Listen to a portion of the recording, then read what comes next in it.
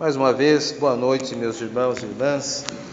Estamos aqui para mais um estudo bíblico da Primeira Igreja Presbiteriana de Itaquaquecetuba. Hoje, que eu me refiro, 14 de setembro de 2022, e até aqui o Senhor tem nos dado graça para podermos estar na sua casa, estudando um pouco mais de sua palavra.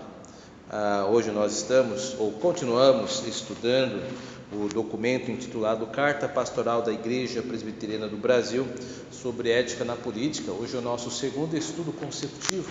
Estamos fazendo uma leitura por sessões desta carta. Esta carta tem pelo menos 3 sessões. Hoje nós estamos na terceira sessão. Não creio que vamos terminar hoje essa terceira sessão, mas nós estamos indo para o encerramento dela. Portanto, hoje nós iniciamos essa terceira sessão da Carta Pastoral da Igreja Presbiteriana do Brasil sobre ética na política.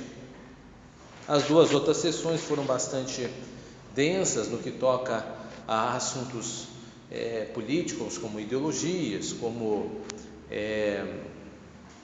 partidarismo, etc. Hoje nós temos um texto um pouco mais simples, eu acredito. Nós não teremos muita dificuldade na leitura. O texto é mais tranquilo, um pouco mais longo que os anteriores, mas mais tranquilo. Então, espero que você tenha paciência e possamos juntos aprender aqui, tomando ciência da opinião da Igreja Presbiteriana do Brasil em relação à política brasileira. Então, terceira sessão, intitulada Sal e Luz da Terra. Eu seguirei com a leitura da transcrição desta carta pastoral, e à medida que for inserindo comentários, eu vou avisar para que ninguém confunda a minha fala com a fala do documento.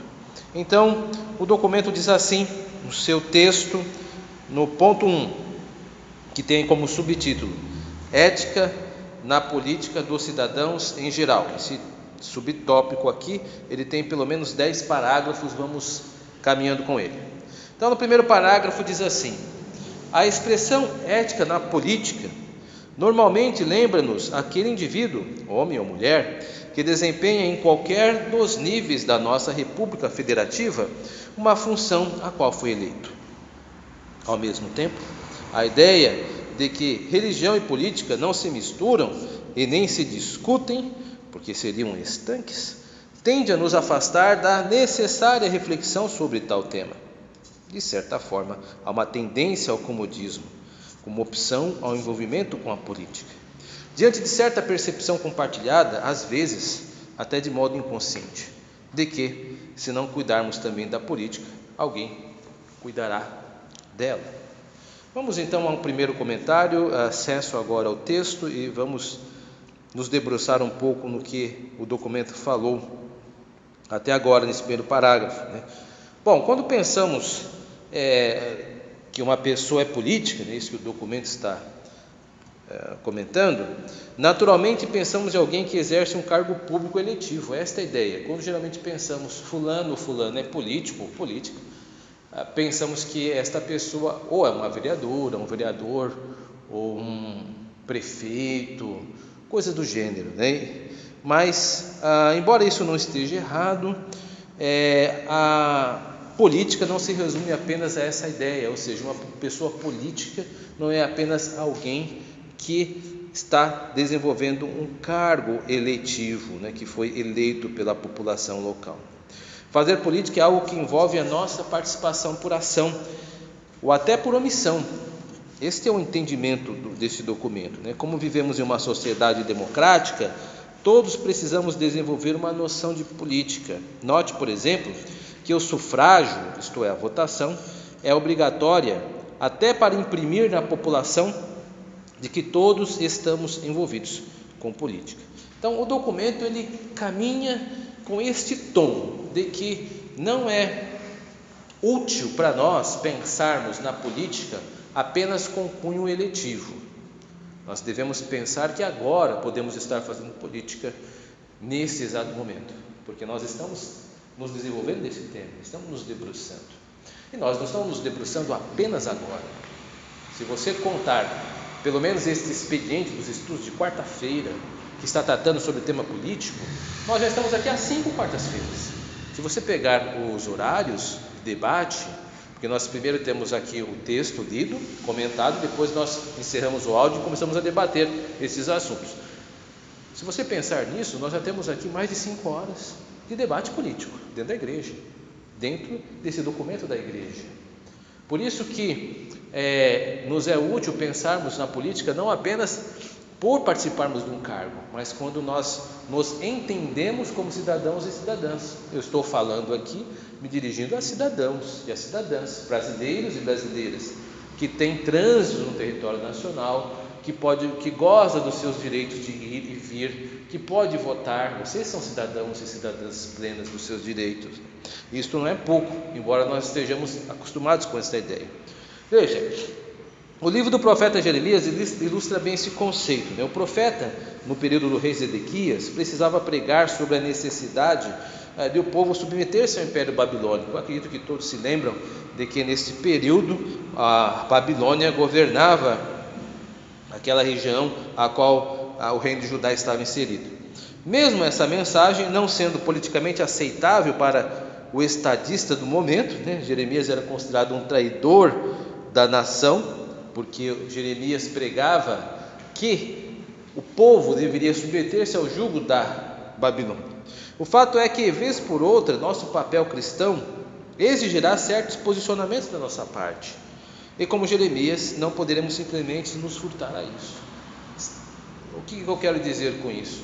Quero dizer que a nossa posição cristã, ela pode ser interpretada por alguns como política.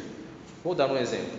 Nós, por exemplo, sabemos que não devemos ou devemos tratar com bastante comedimento as nossas opiniões políticas. Ou seja, você não fica publicando por aí em quem você vai votar e por que você vai votar, e instigando outros grupos. Mas só o fato de você não dizer nada, as pessoas já colocam um rótulo, como por exemplo de isentão ou isentona. Fulano não comenta, como se nós deveríamos comentar. Ou seja, até nosso próprio cuidado em tratar destes assuntos é feita uma leitura pejorativa, nos atacando. Mas aí nós não podemos simplesmente deixar de fazer isso para desagradar os outros. Temos que nos manter firmes na nossa posição cristã, de saber que, embora a igreja seja uma entidade que faça parte, a igreja que eu me refiro, como comunidade religiosa, reconhecida pelo seu estatuto civil que nós temos no Brasil, seja uma entidade que faça parte da sociedade, ela não pode deixar-se sequestrar pelos discursos políticos. Nós temos uma nossa posição pelo discurso bíblico, isso é mais importante para nós, mas nós não podemos ignorar que podem fazer essa leitura conosco, como faziam com Jeremias, tudo que fazia era pregar a palavra de Deus. Agora, aqueles que eram contrários ao Império Babilônico odiavam Jeremias, mas Jeremias estava certo. Vamos retomar o documento, eu creio que com a leitura vai ficar mais claro. Voltando então à leitura do texto do documento. Segundo parágrafo. Partindo da convocação de que a Bíblia, partindo da convicção de que a Bíblia é a nossa única regra de fé e prática, tudo o que sei e creio, minha ideologia e o que vou fazer ou dizer, deve ter como alicerce aquilo que me foi ensinado nos preceitos do Senhor. Isto significa que nenhuma outra autoridade, além da palavra de Deus, pode servir de base à minha fé e para a minha vida cristã, em seus múltiplos aspectos. A minha compreensão sobre a política integra necessariamente os diversos campos de minha vida pessoal, que é cristã. Terceiro parágrafo. Não podemos viver alheios ao que acontece no mundo da política. Há uma aspas aqui, do mundo da política, pois somos diretamente afetados por todas as decisões tomadas neste ambiente. Hoje, certamente ficamos chocados pelo alto índice de corrupção no meio político, em que o interesse pessoal e partidário se sobrepõe ao que deveria ser voltado ao bem-estar de todos. Influenciados por essa prática e na busca também dos interesses particulares ou isolados, grande parte da população vem perdendo os referenciais éticos e morais. Para o equilíbrio nos relacionamentos, quer pessoais, comerciais, econômicos, acadêmicos e outros, existem as normas jurídicas que estabelecem os direitos e suas garantias, assim como os deveres e limites da vida em coletividade.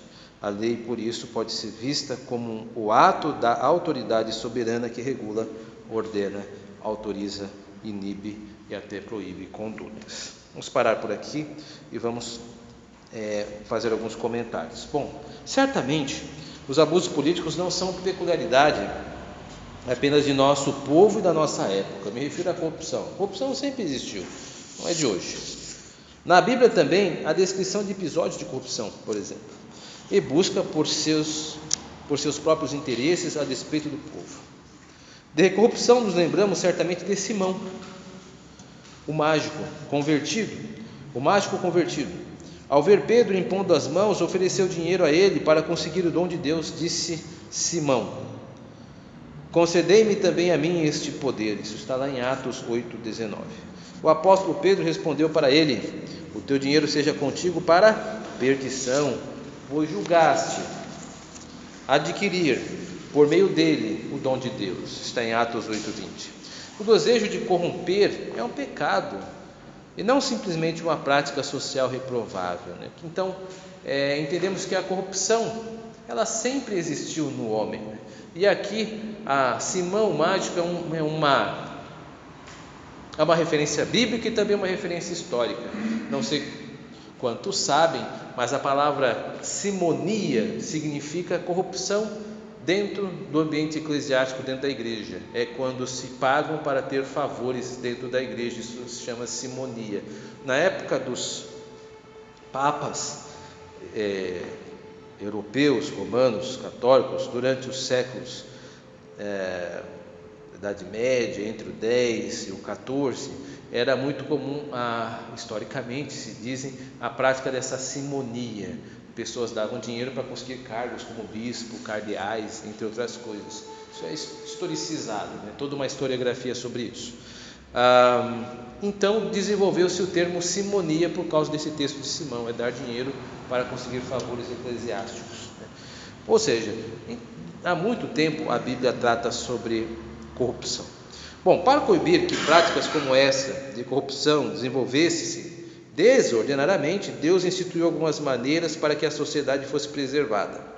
A instituição de pessoas que sejam responsáveis por governarem e manterem a ordem foram uma maneira de Deus proteger a humanidade de si mesma. Por isso que diz lá em Romanos 13:1: todo homem esteja sujeito às autoridades superiores, porque não há autoridade que não proceda de Deus. Então, quando nós olhamos um governador, nós precisamos ver nesse homem, claro, um homem igual a nós. Ele é um homem que, como nós, é uma pessoa, faz parte da humanidade, óbvio, mas ao mesmo tempo ele é uma pessoa colocada por Deus para que, por meio da sua posição, ele possa ajudar na regulação da sociedade. Veja, a nossa sociedade hoje, eu acredito que todos vocês devam estar assistindo televisão, pelo menos jornais, e veem que às vezes nós vemos muitas notícias de assassinato, coisas terríveis, de tragédias, ou vários tipos de violência, e nós vemos isso e ficamos horrorizados. E ficamos horrorizados dentro de uma sociedade onde já tem um Estado presente. Agora imagine você, se não existissem autoridades, como é que ficaria a sociedade? Ficaria um caos, é muito pior do que está. Se o Estado, não, do jeito que está, não é o ideal, porque de fato a segurança pública em nossa região, ela deixa a desejar. Nós somos muitas pessoas que são vítimas de assaltos, latrocínios, roubos, assédios. Agora imagine se não existisse autoridade nenhuma, estaríamos então rendidos, seria cada um por si, e aí seria um caos mesmo. Então a autoridade, ela faz o papel de mitigar, de diminuir a maldade que há no mundo. É claro que ninguém é perfeito, e a autoridade, ela, como humano, também tem pecados. É por isso que o texto está falando das corrupções aqui, mas graças a Deus, Deus pelo menos tem nos preservado por meio de presidentes, de senadores, de deputados federais, de juízes, de prefeitos, de de vereadores, de governadores, de deputados federais, de juízes e as suas comarcas. Porque se não fossem essas pessoas nestes cargos e sendo reconhecidos por nós, com certeza a nossa sociedade não conseguiria sobreviver por muito tempo, porque estaria um grande caos. Então, graças a Deus por estes homens e por essas instituições que têm preservado a sua função. Claro que ora com mais ou menos reparo, porque são pessoas falíveis que estão lá, mas Deus tem nos preservado até então, graças a Deus por isso. Vamos retomar o documento, no seu 4º e 5º parágrafo, agora um documento um pouquinho mais exigente, esses 2 parágrafos, porque existirão alguns entendimentos aqui. 4º parágrafo. Sobre esse tema, há opiniões diversas, algumas das quais lembradas aqui. Para Carl Schmitt, jurista alemão, o poder de decidir sobre tudo e todos recai sobre o Estado. Para ele, o político tem por lugar de excelência o Estado. O seu mundo é o Estado. O conceito de sociedade não estabelece os alicerces do político. Tal pensador não faz separação da política daquilo que não lhe diz respeito, distinguindo o que é política e o que é do agir do indivíduo, a saber, estético, econômico, o moral e o religioso. Diante da pergunta, qual o objetivo do político? Ele defende a ideia que o econômico é definido pelas categorias do lucro estético e é determinado pelo belo e feio, e a moral pelo conceito de bem ou mal.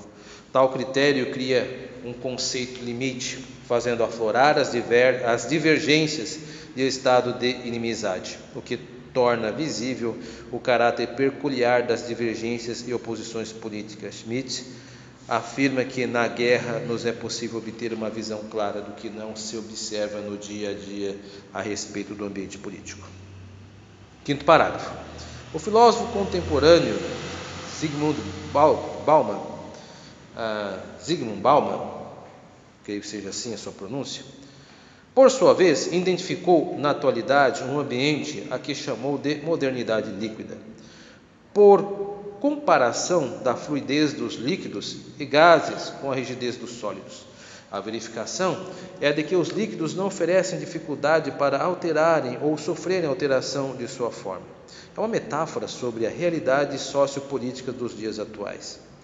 Esse pensador afirma que, desse modo, no momento histórico que vivemos, a contemporaneidade, as instituições, as ideias e as relações estabelecidas entre as pessoas se transformam de maneira muito rápida e imprevisível, não mantendo consistência e nem rigidez.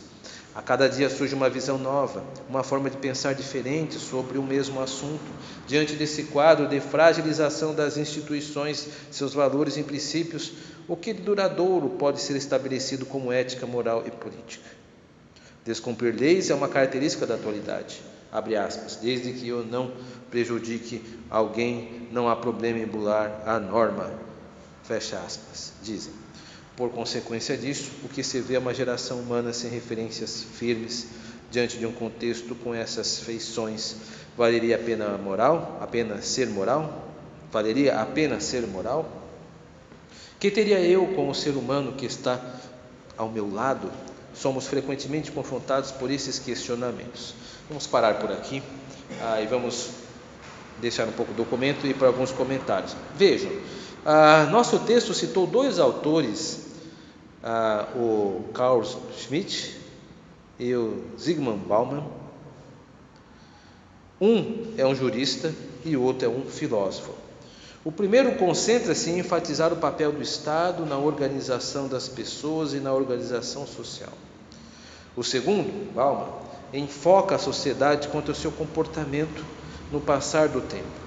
O nosso documento não endossa necessariamente nenhum desses pensadores apenas por citá-los. Eu quero chamar a atenção nisso.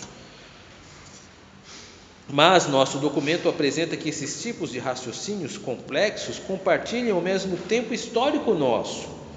Depreendemos disso que não podemos nos dar ao luxo de ignorá-los.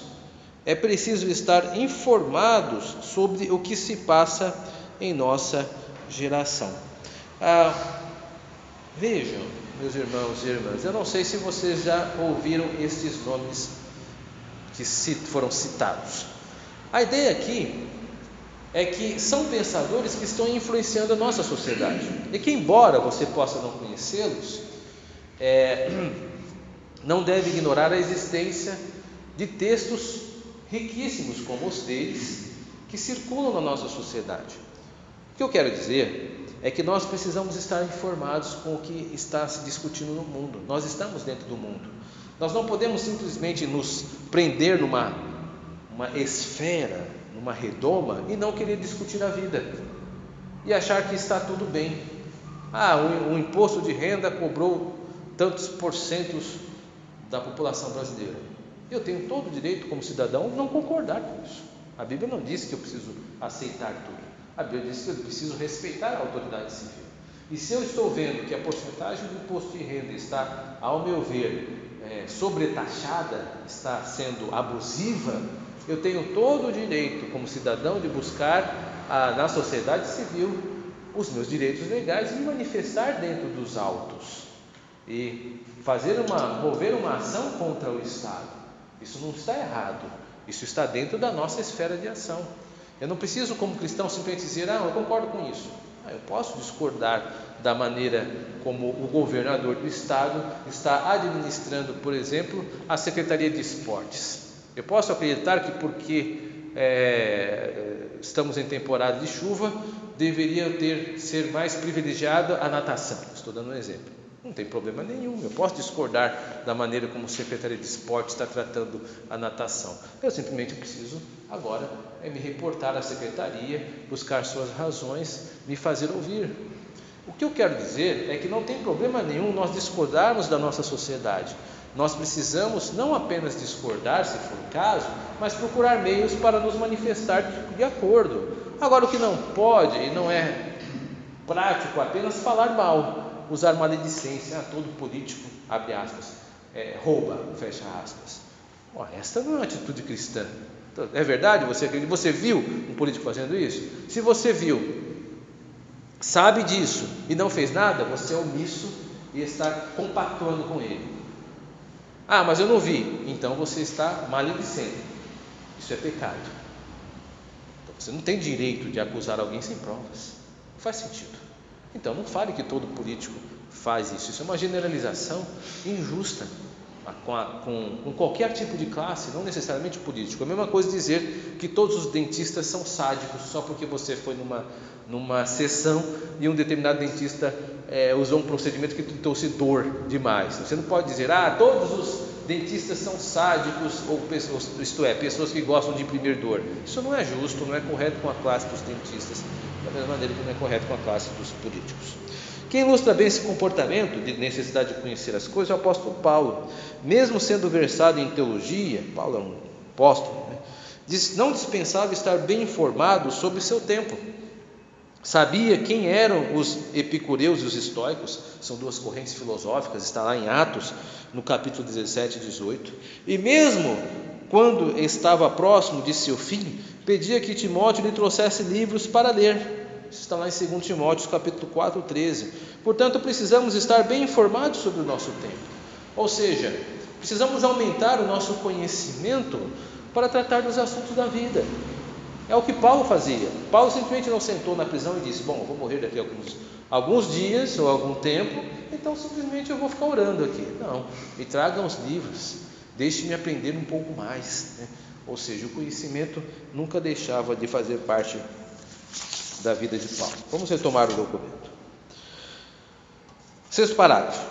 Mas o que vemos é uma concepção particularizada, quando não pasteurizada. Pasteurizada quer dizer empobrecida, de justiça entre as pessoas. Assim, quem reclama, bate no peito e exige seus direitos, cobrando a correção do que entende como errado. Porém, tal pessoa não se propõe a ser, começando em si mesmo, um agente de direito e justiça. Temos o exemplo bíblico do servo que teve sua dívida perdoada pelo seu senhor, mas cobrou e penalizou, logo a seguir, o servo que lhe devia. Mateus capítulo 18, verso 28. Clamamos por justiça quando somos afetados, mas ao orarmos, rogamos misericórdia, não querendo de modo algum que Deus exerça sobre nós a sua justiça. Mas temos grandes dificuldades em sermos misericordiosos. O que vale são os nossos interesses, não importando se as consequências recairão sobre outras pessoas. Na vida pública ou na sociedade, isso não raramente se traduz em: se o político pode, eu também posso, ou também tenho direito a isso, como chegam a dizer alguns.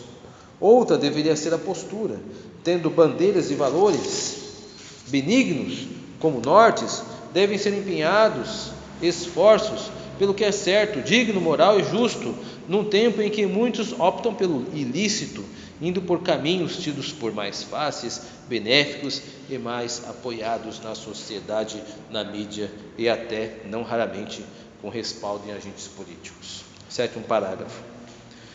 Como repensar a questão da ética política dos cidadãos em geral? Os meios de comunicação de massa estão repletos dos chamados influenciadores de todas as áreas e níveis, morais, amorais e imorais, com crescente e assustado número de seguidores. Entre tantos que têm influência sobre os cidadãos em nossos dias, podem ser reconhecidos alguns poucos líderes políticos, num país amíngua de verdadeiros estadistas. Também sabemos que o pluripartidarismo adotado entre nós elevou o número de agremiações para cerca de 4 dezenas, com superposição de plataforma de governo e de propostas. Há muitos partidos, ainda que identificados por alguns termos comuns em suas siglas, os quais têm pouco ou nenhuma identidade partidária e, muito menos, afinidade política com os eleitores em geral. A legislação eleitoral por si só nunca se mostra eficaz no combate à eliminação do que a atividade política tem de vulnerável e que serve de oportunidade aos mal intencionados desse segmento da sociedade. Vamos parar um pouco. 2 assuntos foram tratados, lidos agora, O primeiro apresenta que tramita entre nós uma ideia bem precária de justiça, tomando de empréstimo a figura do protagonista da parábola do credor incompassível. Nosso documento afirma que muitos possuem esse tipo de justiça, querem algo para si, mas apenas para si, nunca para o bem comum, nunca para o bem público. Fato é que existem forças que procuram nos impedir de nos pensarmos como um grupo, como uma sociedade. Tomemos como ilustração a ideologia do individualismo, que prega que se tudo está bem comigo, isto é o que importa. Esses tomam como bandeira a fala do rei Ezequias, quando foi informado que o reino de Judá cairia, mas não em sua época, e sim na época dos seus descendentes, ele disse: haverá paz e segurança em meus dias. Ou seja, o que importava é que ele ficaria protegido. Depois leiam lá, é muito interessante essa história. Ele pouco se importando com seus descendentes. Ezequias estava apenas preocupado com preservar a si mesmo. Esse é um grande individualismo. Até mesmo na igreja, às vezes reflete, quando nós podemos pensar assim: eu quero a minha bênção, eu vou orar a Deus para pedir a minha bênção. É errado, claro que não, Deus há de nos abençoar, mas e o teu irmão ao teu lado, a tua irmã do teu lado? Será que nós não podemos pensar em grupo, Será que nós não podemos nos alegrar também quando os outros são abençoados? Precisamos pensar nisso.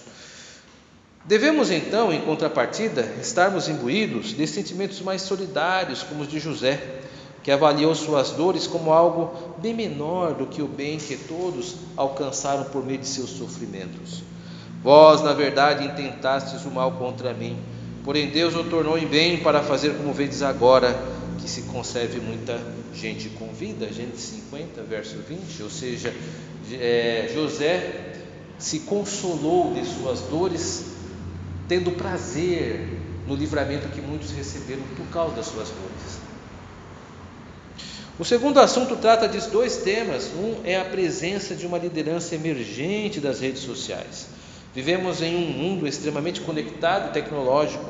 A cada dia mais e mais pessoas tornam seus mestres e mestras pessoas que nunca viram na vida real e que nem sequer conheceram. São líderes superficiais que certamente conduzirão a comportamentos superficiais a todos os seus seguidores e seguidoras. Outro tema é o da variedade de partidos políticos que existem hoje como algo que não ajuda a sociedade. A maioria deles não representa mais as ideias e posições, mas tornaram-se apenas legendas de aluguel para candidatos que não possuem nenhum interesse de demonstrar afinidade com as bandeiras partidárias. Eu creio que vocês conhecem bem isso. Nós temos 40 partidos, é o que diz o documento, mas geralmente nós nem sabemos mais o que eles estão fazendo ali. Votamos mais nos indivíduos do que nos partidos, nos seus programas, né? Então, os partidos que foram criados para representar pensamentos, agora não fazem mais, representam só indivíduos que ficam trocando de partido como se troca de roupa, porque para eles não significa nada. Eu sei que esse documento ele é um pouco denso, está agora adentrando áreas difíceis, mas eu acredito que só nós lendo ele e tendo esse breve comentário, isso já nos ajuda. Depois em casa podemos ler um pouco melhor. Vamos retomar aos últimos parágrafos, 8º, 9º e 10º. Cidadãos e agentes públicos que tenham princípios e valores éticos interiorizados não dependem de normas jurídicas para realizarem corretamente o que deles é esperado. Por isso, se a lei e sua vigência por si mesmas não garantem a realização do bem, tal fato ressalta o valor da ética como uma referência valorativa às condutas pessoais.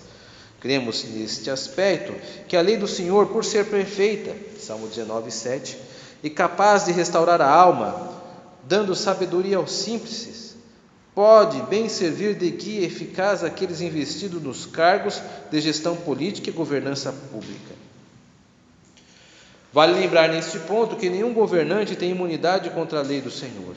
Resistir à deturpação da política, especialmente a prática da corrupção, é dever de todos e manifesta a vontade de Deus para cada pessoa comum e aos exercentes de funções públicas em especial. Paralelamente, cada um de nós, cidadãos, tem uma responsabilidade perante o Estado brasileiro, a qual consiste em participar do processo eleitoral, sendo o voto obrigatório. No entanto, verifica-se um baixo acompanhamento do desempenho dos agentes políticos conduzidos por nós, eleitores, quando estão nos cargos de representação de governo. Esta é uma das deficiências do sistema político do nosso país. Adiante dessa realidade, uma profunda carência de terem os eleitores real ciência da atuação de seus representantes eleitos durante todo o mandato. Sem isto, vem à tona certa irresponsabilidade ou carta branca aos que recebem a tarefa de representar os que os constituíram representantes, seus representantes. Quem comissiona deve supervisionar o trabalho do comissionado, o que vale de modo profundo para o âmbito da política. Paramos por aqui. A lei por si só não é um estímulo suficiente à execução do bem em direção ao público. Faz-se necessário bons valores cultivados dentro de cada pessoa. E é aí que vemos como cristãos está sobre nós o dever de sermos bons cidadãos, porque apenas aqueles que nasceram de novo têm seus corações renovados em Jesus Cristo. É claro que, mesmo os cidadãos não possuindo vida espiritual, isso não os torna livre para infligirem o bom agir. O farão ao rigor da lei e da graça comum, que é de minorar o mal até a vinda de nosso Senhor Jesus Cristo. O que eu quero dizer com isso? Quero dizer que nós cristãos somos os verdadeiros cidadãos e podemos fazer toda a diferença, porque além de ter a cidadania da terra, temos a cidadania celeste. Então, um bom cristão, ele tem que ser um bom cidadão. Agora, o fato de termos pessoas que não são cristãs na sociedade não as torna isentas de também terem que fazer o bem. Só que de uma forma diferente, nós fazemos o bem porque somos nascidos de novo. Eles fazem o bem porque a graça comum está sobre a humanidade, que Deus utiliza e manobra esses sentimentos no coração dessas pessoas que não são crentes, para que possam ajudar, para que o mundo não venha se deteriorizar por completo. Então nós temos que trabalhar com pessoas que não são cristãs também no meio da política. O texto, enfim, estimula-nos a vigiar aqueles e aquelas às quais elegemos. Os candidatos escolhidos e laureados pelo voto popular representam a sociedade, a nossa sociedade,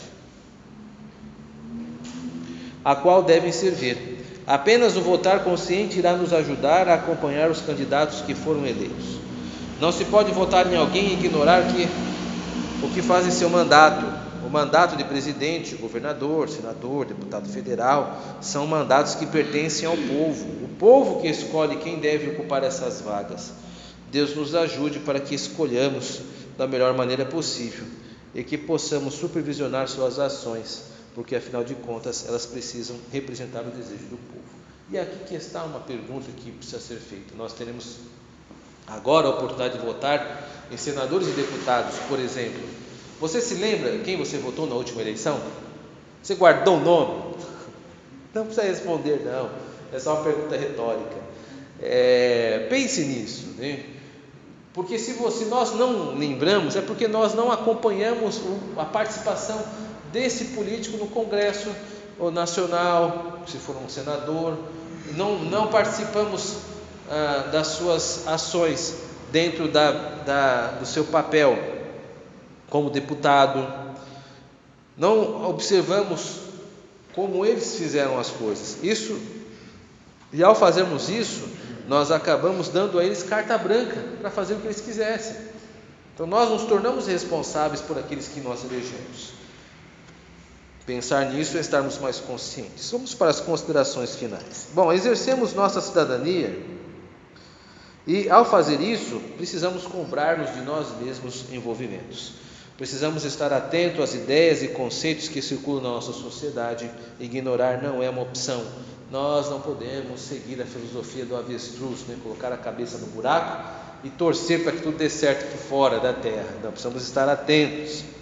Necessitamos pensar socialmente como grupo, como sociedade, como pertencente ao povo brasileiro, e não apenas desenvolvermos uma mentalidade de gueto. Gueto é aquela mentalidade de grupejo, ou seja, o que importa é o que acontece conosco quanto grupo pequeno. Não, nós fazemos parte de uma sociedade muito maior. Assim como precisamos eleger pessoas e supervisionar suas ações nos mandatos para qual foram eleitas. Enfim, a cidadania exige trabalho, mas não há outra maneira de construir uma nação digna a não ser com suor e esforço. Que nós, cristãos e cristãs, possamos ser os primeiros a dar exemplo com as nossas atitudes. Amém.